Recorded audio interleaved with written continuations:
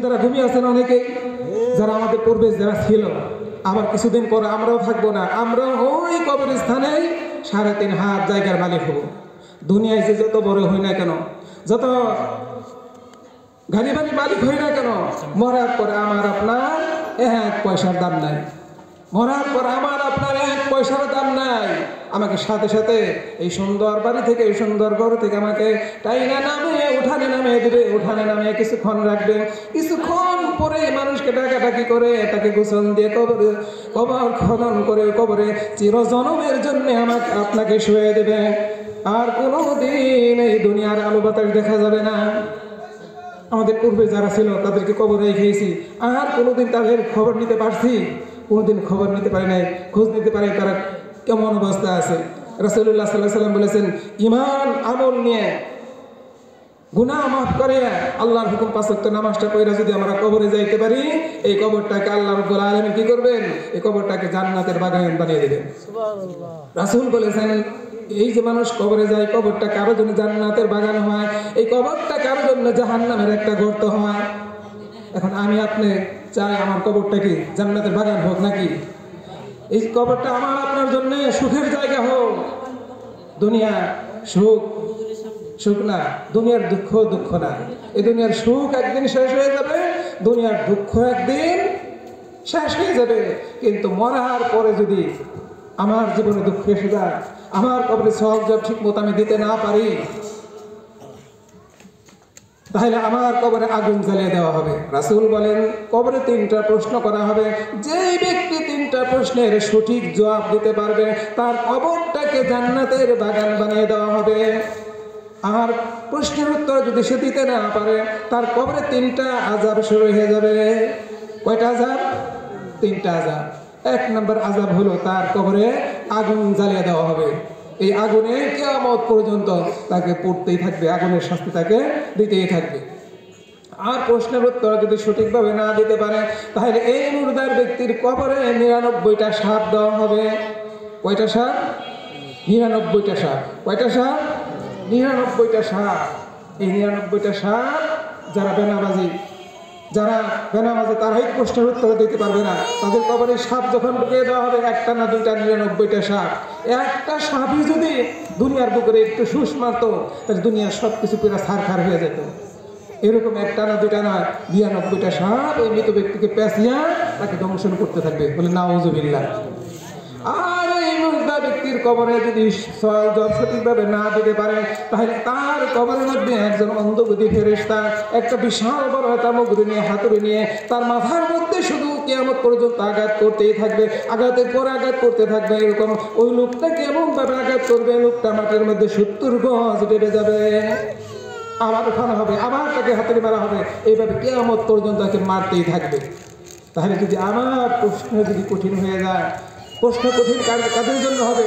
যারা দুনিয়াতে যারা ইমানকে ঠিক করে না, আমলকে ঠিক করে না। ইমানের পরেই নামাজ পড়া ফরজ ছিল, ইমানের পরেই নামাজ পড়া ফরজ। যারা নামাজ করবে, 5 ওয়াক্ত নামাজ করবে, তাদের কবরের সওয়াব সহজ হয়ে যাবে। আল্লাহ রাব্বুল আলামিন বলবেন, বান্দা তোর জন্য আমি জান্নাতের বাগান বানিয়ে দিলাম। কবরটাকে কবরের সাথে আর বেহেশতের সাথে তার কবরটাকে কানেকশন লাগিয়ে দেওয়া হবে। বেহেশতের আলো বাতাস তার কবরে পৌঁছবে, সে এমন একটা ঘুম দিবে আরামের মধ্যে, এক ঘুমে কিয়ামত হয়ে যাবে। কোন সুবহানাল্লাহ। এরকম সুযোগ, এরকম অবস্থা আমার কবরে হোক, আপনার কবরে হোক। সবাই চাইতো নাকি? চাইতো সবাই নাকি?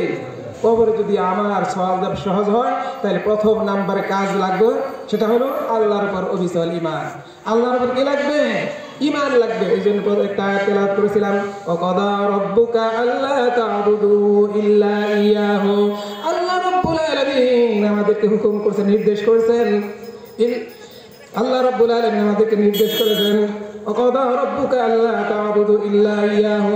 আল্লাহ ব্যতীত আর কারো গোলামি করা যাবে না, আর কারো ইবাদত করা যাবে না। ইবাদত কার জন্য করতে হবে? শুধু আল্লাহর জন্য ইবাদত করতে হবে। আল্লাহ ছাড়া আর কারো ইবাদত করা যাবে না। কি বলেন? আল্লাহ ছাড়া কারো ইবাদত করা যাবে? আল্লাহ ছাড়া কোনো মাবুদ আছে? আল্লাহ ছাড়া ইবাদতের উপযুক্ত কেউ আছে? তাহলে ওই আল্লাহর গোলামি করতে হবে। ওই আল্লাহর গোলামি করা সবচাইতে গোলামের বড় পরিচয় হলো সে তার এই চেহারাখানি, তার এই কুদরতের, আল্লাহ রাব্বুল আলামিনের কুদরতের হাত দিয়ে যে চেহারা তৈরি করেছেন, এই কপাল মুবারক দিয়ে আল্লাহ পাককে সিজদা করতে হবে নামাজের মাধ্যমে। নামাজের মাধ্যমে আল্লাহ তাআলাকে সিজদা করতে হবে।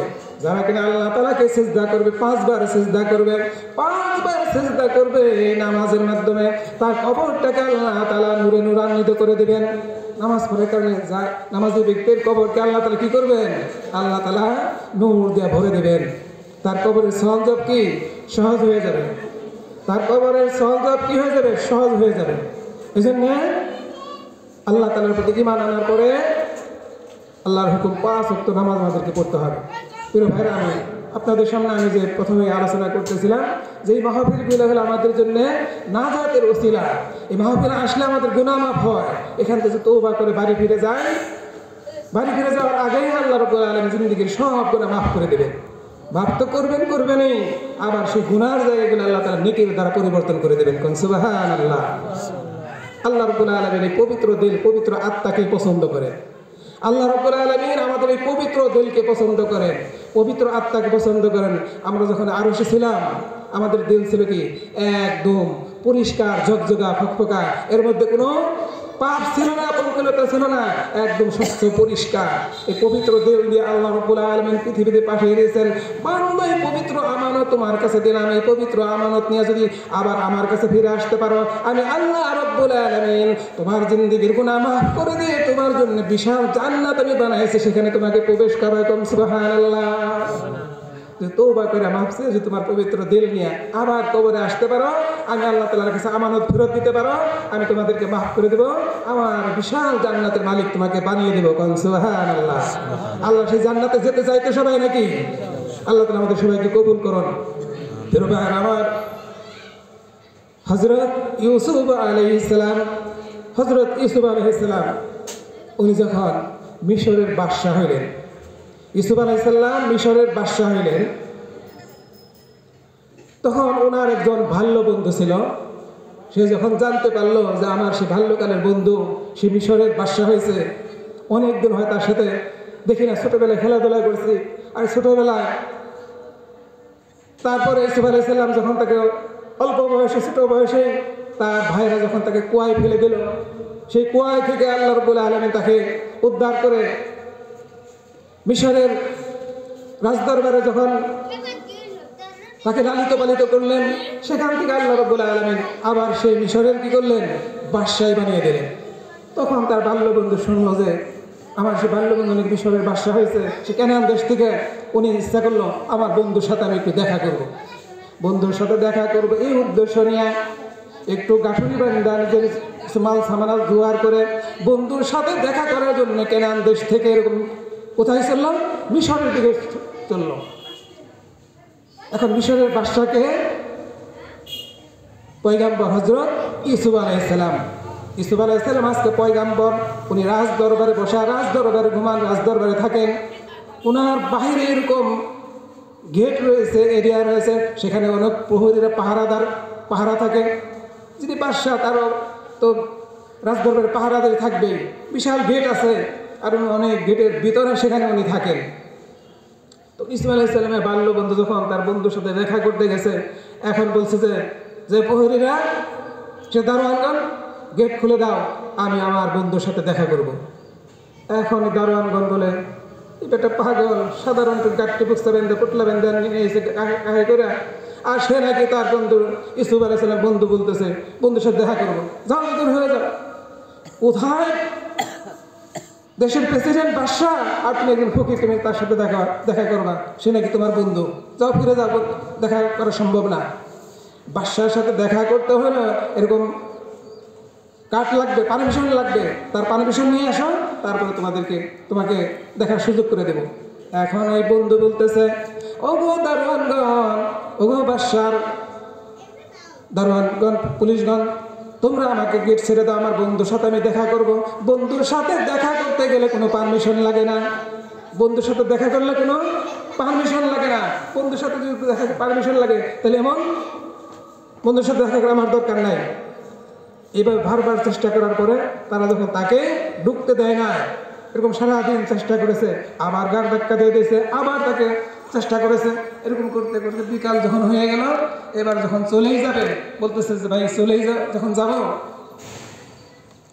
তা আমার ধরা তো এরকম কাটানো সম্ভব না, তার পারমিশন নেওয়া সম্ভব না, তাহলে আমি চলেই যাব, তবে একটা কথা বলে যাই, তা আমার বন্ধুকে এই কথা বলবা আমি এই কেনান দেশ থেকে আসছি, আমার নাম এই, আমার পিতার নাম এই, আমার গ্রামের বাড়ি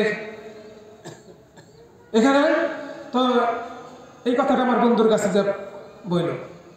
এখন ওই দারোয়ান বলতেছেন সারাদিন যখন চেষ্টা করলাম তাকে তাড়িয়ে দিলাম, তারপরে গেল না, এখন যখন ফিরে যাইতেছে আর তার সালামটা তাকে পৌঁছাইতে বলতেছেন এবং তার নাম ঠিকানা বললাম বাদশার কাছে বলি, এই বলে দারোয়ানগণ ভিতরে যায়। ইউসুফ আলাইহিস সালামকে বলতেছেন, হে দরবারে, হে রাজ দরবার, হে দেশের বাদশাহ হযরত ইউসুফ আলাইহিস সালাম, ইউসুফ আপনার একজন বাল্যকালের বন্ধু, তার নাম এই, সে আপনার সাথে দেখা করার জন্য আসছে, সে কি আসলে কি আপনার বন্ধু নাকি? যখন ছোটকালের বন্ধুর নাম যখন বলছে সাথে সাথে ইউসুফ আলাইহিস সালাম কি, ইউসুফ আলাইহিস সালাম তখন থমকে গেছে, কি আমার বন্ধু, কোথায় আমার বন্ধু, তাকে তাড়াতাড়ি তাকে ভিতরে নিয়ে আসো, তাড়াতাড়ি আমার বন্ধুকে ভিতরে নিয়ে আসো। এখন পুলিশে বলছে যে তখন তার সাথে আমরা খারাপ আচরণ করছি, এখন তো বাদশা দেখি তার বন্ধুর পরিচয় গ্রহণ করে নিজেকে আসলে বন্ধুগুলা গ্রহণ করেছে, এখন তারা ভয় পেয়ে গেছে, এখন তার কাছে মাপ চাইতে হবে, সেজন্য বন্ধুর কাছে আমাদের এই ব্যবহারের কথা না বলে তারা যায় বলতেছে আসসালামু আলাইকুম স্যার, আর তখন কি বলছে বিক্ষোভ মনে করে তাড়িয়ে গেছে, এখন স্যার বলে ডাকে, স্যার আপনার বন্ধুর কাছে আমাদের এই ব্যবহারের কথা বললেন না, আমরা আপনার সাথে খারাপ ব্যবহার করেছি, তা আপনি কি খাইবেন, আপনার কমলা খাওয়াই, আপনাকে মিষ্টি খাওয়াই, বলছে না মিষ্টি খাই না, মিষ্টি খাওয়া লাগবে না, আমাকে আমার বন্ধুর কাছে নিয়ে চলো। এখন ইউসুফ আলাইহিস সালাম এর বন্ধুকে কি করছে, এই পুলিশরা সম্মান দেখিয়ে বন্ধুর কাছে পৌঁছে দিয়েছে, সুবহানাল্লাহ, তার বন্ধুকে ইউসুফ আলাইহিস সালামের দরবারের ভিতরে পৌঁছে দিয়েছে। ইউসুফ আলাইহিস সালাম ভিতরে খাস কামরার ভিতরে বসা রয়েছে, এখন বন্ধু যায় কি বলছে আসসালামু আলাইকুম, যখন সালাম দিছে ভিতরে যায় ইউসুফ আলাইহিস সালাম কি করছে, সাথে সাথে তার এই সিংহাসন থেকে দাঁড়িয়ে বন্ধুকে তার সাথে হাত মিলাইয়া তার বুকের মধ্যে বুক মিলাইয়া বলছে বন্ধু বসেন। এখন তার বন্ধু বলতেছেন যে বন্ধু আপনি হলেন দেশের বাদশা, আমি হলাম আপনার সাধারণ একজন বন্ধু, আমি কোথায় বসবো, আপনি তো সিংহাসনে বসা। আর এই বন্ধু বলতেছে ইউসুফ আলাইহিস সালাম বলতেছেন বন্ধু তুমি হলে আমার বাল্যকালের বন্ধু, বন্ধুর কাছে মনের কথা বলবো, বন্ধুর কাছে বসবে, তার জন্য আমার কি আমাদের সেরা দরকার, তুমি আমারই পাশেই বসো, সুবহানাল্লাহ। বন্ধুকে বন্ধুর পাশে বসাইছে, অনেকদিন পরে বন্ধুর সাথে বন্ধুর দেখা। প্রিয় ভাইরা আপনাদের কাছে আমি যে কথা বলতেছিলাম যে আল্লাহ রাব্বুল আলামিন আমাদেরকে সেই আরশ থেকে আমাদেরকে একটা পবিত্র দেহ দিয়ে পবিত্র আত্মা দুনিয়ায় পাঠাইছে, এই পবিত্র দেহ যদি আমরা আল্লাহর কাছে আবার ফেরত দিতে পারি, আল্লাহ রাব্বুল আলামিনের কাছে আমানত হিসাবে ফেরত দিতে পারি, এই পবিত্র দেহ থেকে আল্লাহ রাব্বুল আলামিন আমাদেরকে মাফ করে দেবেন, আল্লাহর বন্ধু বলে আমাদেরকে কবুল করে নেবেন। এইটা বোঝানোর জন্য ইউসুফ আলাইহিস সালামের এই ঘটনাটা আমি আপনাদের কাছে পেশ করতেছি। ইউসুফ আলাইহিস সালাম বলছেন বন্ধু বেশ ভালো হয়েছে এসেছেন, তাহলে আপনি আমার কাছে থাকবেন, আপনার মনের কথা বলবেন, আমার মনের কথা আমি আপনার কাছে বলবো।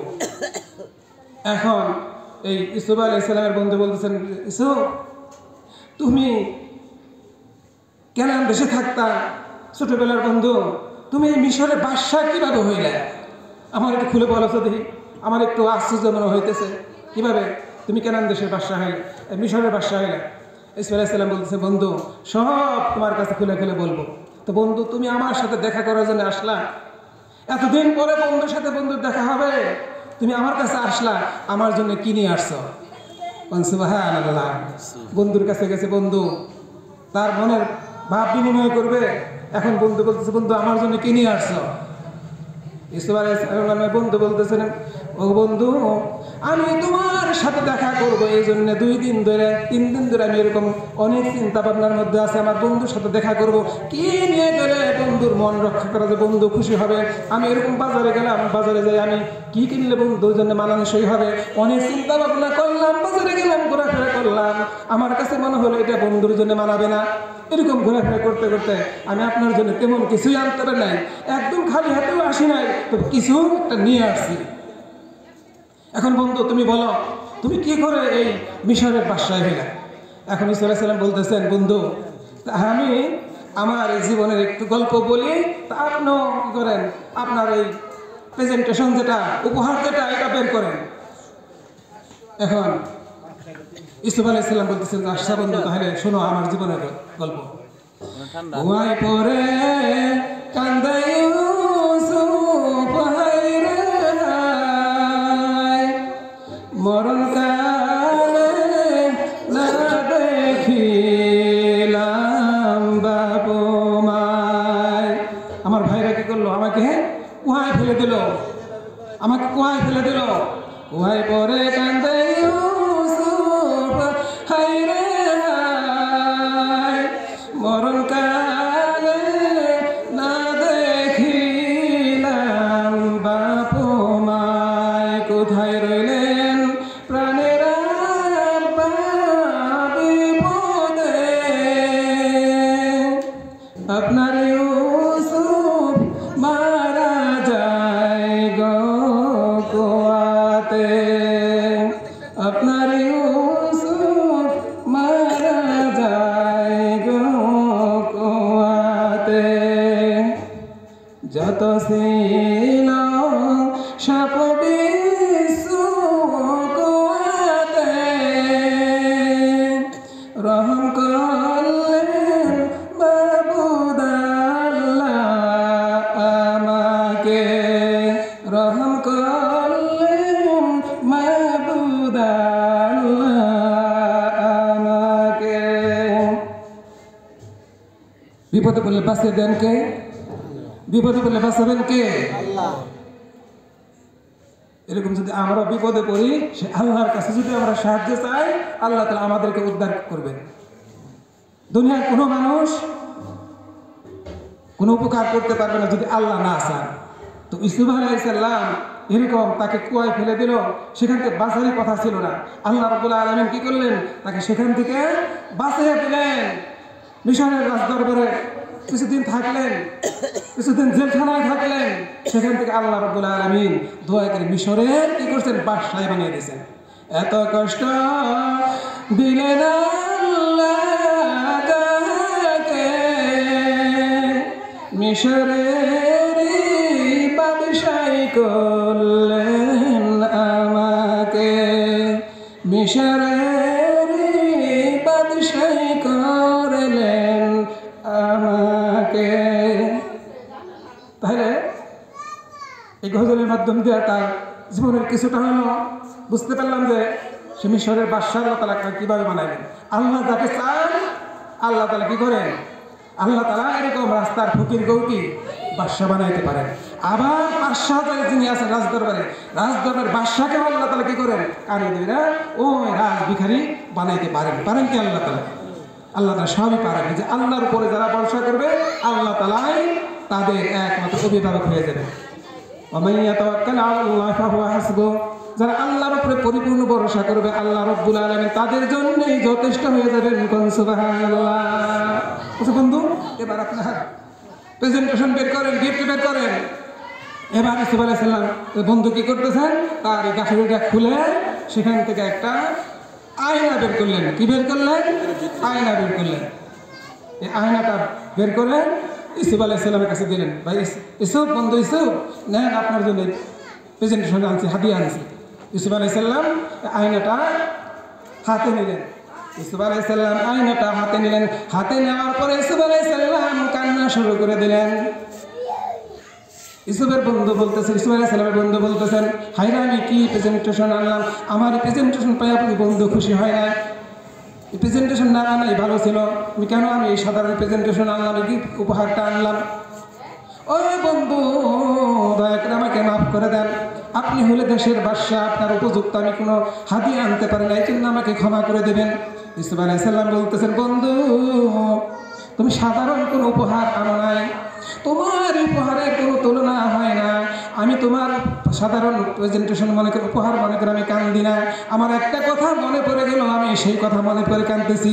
বন্ধু সেই কথাটা কি? ইউসুফ আলাইহিস সালাম বলতেছেন কথা হলো এই, আল্লাহ রাব্বুল আলামিন যেদিন হাসরের মাঠ কায়েম করে দিবেন, যেদিন বিচারের কাজ করে আল্লাহ রাব্বুল আলামিন বিচারের সিংহাসনে বসবেন, সমস্ত মানুষ সেই দিন আল্লাহর সামনে সবাই দাঁড়িয়ে যাবে। সকলে কি আল্লাহর সামনে সেদিন হিসাব নিকাশ দেওয়ার জন্য দাঁড়িয়ে যাবেন। সেই দিন এক ধরনের মানুষ তাদের মুখটা কালো হয়ে যাবে, লজ্জায় মুখটা অবনত হয়ে যায়, নিচের দিকে তারা তাকিয়ে থাকবে, উপরের দিকে তাকাইতে পারবে না। আর এক ধরনের লোক তারা হাসি খুশি মনে থাকবে, আর এক ধরনের লোক তারা হাসি খুশি মনে থাকবে, তাদের কোনো চিন্তাও থাকবে না, ভয় থাকবে না। আর এক ধরনের লোক থাকবে আল্লাহ রাব্বুল আলামিনের সিংহাসনে ডান পাশে, কোন সুবহানাল্লাহ। এক ধরনের লোক তারা খুবই পেরেশানির মধ্যে থাকবে, টেনশনের মধ্যে থাকবে, চিন্তার মধ্যে থাকবে, খুব ভয়ের মধ্যে থাকবে, মাথা নিচের দিকে করে রাখবে। আর একজনের লোক, আরেক ধরনের লোক কি তারা একটু হাসি খুশি থাকবে। আর আরেক ধরনের লোক তারা আল্লাহ তাআলার সিংহাসনের ডান পাশে থাকবে। এদের মনে, এদের চেহারা হবে নুরানি, আলোকিত, তাদের মনের মধ্যে খুব আনন্দ, তাদের মুখে থাকবে হাসি।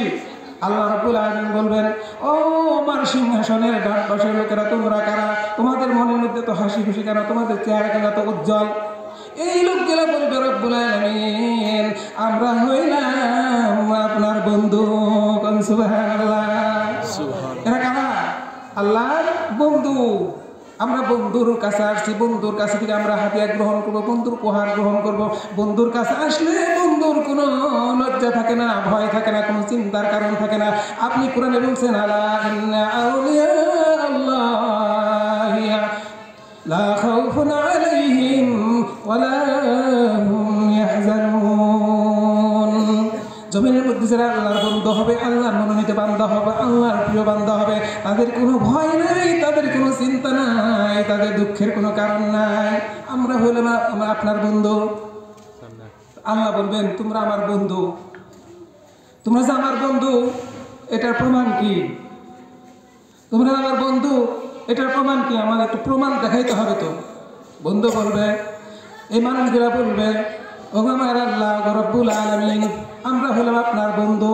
আপনি বলেছেন ইল্লা আতাল্লাহ বিকলবিন সালিম, ইল্লা আতাল্লাহ বিকলবিন সালিম। আমি আরশ থেকে একটা পবিত্র দিল তোমাদেরকে দিয়েছিলাম। এই পবিত্র দেহ নিয়ে যদি আমার কাছে আসতে পারো, পবিত্র আত্মা নিয়ে আসতে পারো, এই পবিত্র আত্মার মালিক যারা হবে তারাই হবে আপনার বন্ধু। আমাদের দিল এলো ফকফকা ঝকঝকা। আমরা কেননা আমরা আল্লাহর জিকির করেছিলাম, আল্লাহ তোমার বন্দেগী করেছিলাম, তোমার ইবাদত করেছিলাম, তোমার জিকির করেছিলাম, তোমার জিকিরের দ্বারা আমাদের অন্তরকে নূরান্বিত করেছি। সুবহানাল্লাহ। আমরা জিকিরের মাধ্যমে আল্লাহ বলবে, আচ্ছা ঠিক আছে, তোমরা তো আমার বন্ধু, তাহলে এখনই প্রমাণ হয়ে যাবে। তাহলে কি? তোমাদের যে দিলটা, তোমাদের আয়নাটা আমার সামনে বের করো। ওই যে আয়না ইউসুফ আলাইহিস সালামের কাছে জমা দিয়েছিল, ওই আয়নার কথা মনে করে ওই হাসরের ময়দানে আল্লাহ বলবেন, তোমাদের আয়নাটা বের করো। প্রিয় ভাইরা আমার, সেদিন আল্লাহ রাব্বুল আলামিন বলবেন, আমার যে বন্ধুগুলো তোমরা দাবি করতেছ, তাহলে তোমাদের আয়নাটা আমার সামনে বের করো। যদি আয়না বের করো, আয়নার মধ্যে যদি ছবি দেখা যায়, আয়নার মধ্যে যদি কোনো দাগ না থাকে, পরিষ্কার আয়নার মধ্যে চেহারা দেখা যায়, সুন্দর দেখা যায়, পবিত্র আয়নার মধ্যে রব্বুল আলামিনের চেহারা দেখা যাবে। কারণ সুবহানাল্লাহ। আল্লাহ বলবেন, তোমরা যখন তোমাদের দিল আয়নাটা আমার সামনে পেশ করবা, আমি আল্লাহ রব্বুল আলামিনের প্রতি ছবি আয়নার মধ্যে দেখা যাবে। কারণ সুবহানাল্লাহ। আর বান্দাও কি করবেন? তার আয়না দিয়ে আল্লাহ রব্বুল আলামিনকে সরাসরি দেখবে। কারণ সুবহানাল্লাহ। সেদিন যদি পবিত্র দেল, পবিত্র আত্মা যদি আল্লাহর সামনে আমরা পেশ করতে পারি, তাহলে আল্লাহর চেহারা আমরা দেখবো। আল্লাহ বলবে, বান্দা তোমাকে আমি আমার আয়নার মধ্যে ধরা পড়েছে, যাও বান্দা, আসলে তুমি আমার বন্ধু, তুমি আমার বন্ধু, তোমাকে মাফ করে দিলাম। কোন সুবহানাল্লাহ। প্রিয় ভাইরা আমার, তো আজকে আমাদের জসিম ভাই অত্যন্ত মহব্বতের মানুষ, ওনার মা বাবার কথা স্মরণ করে, মা বাবাকে ভুলে নাই, মা বাবার আদর্শের সন্তান, মা বাবার কথা মনে করে আজকে বাড়িতে দোয়ার আয়োজন করেছেন। মা বাবা কবরে ঘুমিয়ে আছে, যে মা বাবার যে আদর্শের সন্তান, সে মা বাবাকে ভুলে না। দুনিয়াতে যারা বড় হয়েছে তারা সকলেই মা বাবার দোয়ার মাধ্যমে হয়েছে। যারা ওলি আল্লাহ হয়েছে, যারা আলেম ওলামা হয়েছে, যারা দুনিয়াতে বড় কিছু করেছে, তারা সকলেই মা বাবার দোয়াই করেছে। প্রিয় ভাই আমার, এই জন্যে আমরা দুনিয়াতে যারা বাঁচা আছি, যাদের মা বাবা বাঁচা আছে, মনে করবেন যে মা বাবাই হলো দুনিয়াতে কারো জান্নাত, মা বাবাই হলো কারো জন্য দুনিয়াতে একটা দুজক। অর্থাৎ মা বাবার যদি খেদমত করে, মা বাবার ভালোবাসা অর্জন করে, মা বাবার কাছে দোয়া নিয়ে যদি আমরা কবরে যাইতে পারি, মরতে পারি, তাহলে আল্লাহ রাব্বুল আলামিন আমাদেরকে দুনিয়াও শান্তি দিবেন, মৃত্যুর পরে আল্লাহর কাছে আমরা আল্লাহ রাব্বুল আলামিন আমাদেরকে মাফ করে দেবেন। এই যে মা বাবাকে অসন্তুষ্ট করে দুনিয়ায় কোনো কাজ করলে আল্লাহ রাব্বুল আলামিন সেটা বরকত রাখে না। মা বাবাকে বেজার করে যদি কোনো কাজ করি, আমার কোনো একদম দিকেই কবুল হবে না। এই জন্যে আল্লাহর ইবাদতের সাথে সাথে মা বাবার হুকুম মাইনা ছিল। আল্লাহ কোরআনে বলছেন যে আমার ইবাদতের পরে তোমরা মা বাবার হুকুম মানো এবং মা বাবার সাথে ভালো আচরণ করো। মা বাবা দুইজনের মধ্যে অথবা দুইজন অথবা একজন বেঁচে থাকে, তারা বার্ধক্যে পৌঁছে যায়, তাদের সামনে তোমরা শব্দ পর্যন্ত করো না। তারা যেন তোমার আচরণের জন্য দুঃখ না পায়, ব্যথা না পায়। আর তাদের জন্য এরকম আল্লাহর কাছে রহমতের দোয়া করবে, রব্বির হামহুমা কামা রব্বায়ানি সাগীরা। তোমার জসিম ভাই যে উদ্দেশ্য নিয়ে আজকে বাড়িতে দোয়ার আয়োজন করেছে, তার মা বাবাকে যেন আল্লাহ রাব্বুল আলামিন মাফ করে দেয় এবং এ বাড়িতে শান্তি রহমত নাজিল করে দেন। জসিম ভাইয়ের তার সমস্ত কাজকর্মের আল্লাহ তাআলা বরকত নসিব করে দেন, আমিন। তো আজকের মাহফিলকে যেন আল্লাহ তাআলা কবুল ফরমান। আজকের এই আগত মেহমানগঞ্জ যারা এসেছেন, আল্লাহ রাব্বুল আলামিন তাদের মুখ থেকে দামি দামি কথা, ভালো ভালো কথা বের করে দেখ। যেই কথাগুলো আমরা আমল করলে আমরা দুনিয়াতেও আমরা লাভবান হব এবং পরকালে আল্লাহর কাছে মুক্তি লাভ করব। তো প্রিয় ভাইরা আমার, এ পর্যায়ে আমাদের সামনে উপস্থিত আছেন আমাদের সকলের সুপরিচিত, আমাদের পাশের গ্রামে দীর্ঘদিন যাবৎ খিদমত করেছেন মসজিদে খিদমত, সোনাকান্দ মসজিদের সাবেক ইমাম ও খতিব হযরত মাওলানা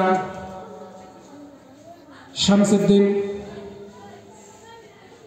আল শাহিন সাহেব এখন জনাবকে তার মূল্যবান আলোচনা পেশ করার জন্য অনুরোধ করছি।